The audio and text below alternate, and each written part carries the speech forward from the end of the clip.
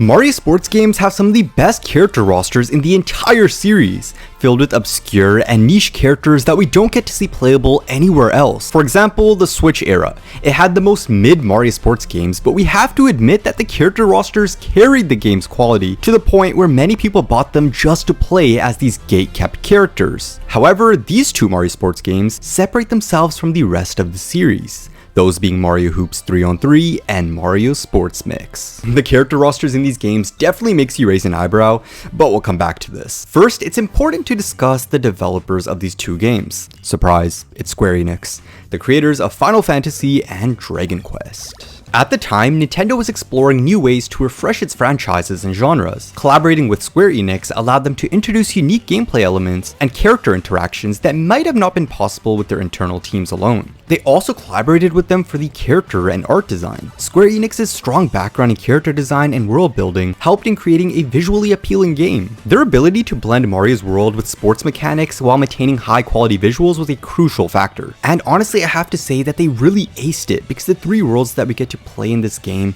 are absolutely incredible, and unlike Nintendo's other work, it was very differentiated from their classic games. Nintendo also chose them for their experience in different genres. Square Enix had experience in developing games across various genres, including sports games, which provided a valuable perspective for integrating Mario characters in a basketball setting. Their diverse portfolio demonstrated their capabilities to handle different gameplay styles and adapt to new concepts. Overall, Nintendo's choice to collaborate with Square Enix for these sports games was strategic. They got Square Enix's strengths in game development and character design to create a high-quality sports game.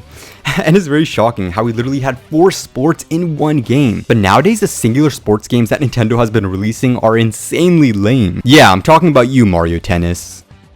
Now for the time we've been all waiting for, the character rosters. So since Square Enix had control of development, they decided to take advantage of the opportunity and add their own franchise characters. Now I have to say, normally I hate crossover characters in these Mario games. For example, in Mario Kart, I hate how we have crossover characters. However, in this game it was much more different, because the characters they actually added fit in the Mario franchise. So in Hoops 3-on-3, the first title, they added White Mage, Ninja, Black Mage, Cactar, and Moogle, which were all from the game Final Fantasy. And in Mario Sports Mix, they added a bunch of alternate costumes, which I always love alts, and they also added Slime from Dragon Quest. Now, of course, all these characters are very cool, like I said, because they fit in the Mario franchise. However, I wanted to focus on these three, this holy trinity of characters. Before they were added to these Mario sports games, these three were actually pixelated designs in the Final Fantasy games, as seen in their character intros in Mario Sports Mix. So essentially, when they put these Final Fantasy characters in these Mario games, they actually took it to the next level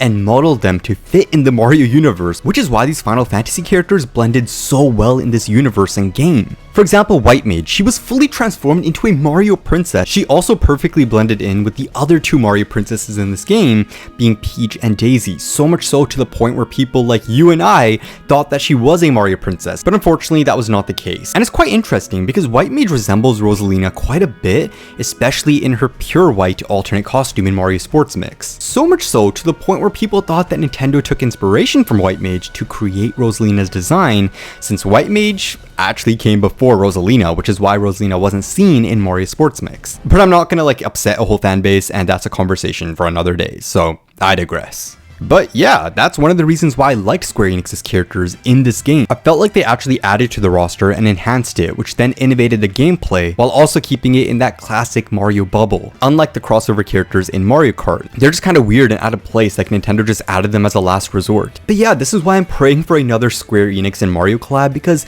Square Enix has so many cool characters and level design, compared to Nintendo, which nowadays they often play their spin-off games very safe and into the Mario universe. I just always like it when they step out of the box in their comfort zone and incorporate cooler ideas, which is hard for Nintendo's internal teams alone, and I feel like Square Enix's help in future games could perhaps elevate the Mario Sports series once again. Another thing is that in the Mario Sports series, we haven't seen basketball, dodgeball, hockey, or volleyball have any sequels. We've just been stuck with boring sports games like tennis and golf, and stuff that we've seen time and time again with Nintendo. But yeah, I'd love in the Switch 2 era if Nintendo partnered up with Square Enix again to create a new title title for the Mario Sports games, because the Mario Sports series is starting to lack heavily compared to the Mario Kart series, the 2D Mario series, the 3D Mario series, heck even Mario Party now, which is low-key kind of embarrassing. It just keeps getting worse, and that's not what we want for one of our favorite series.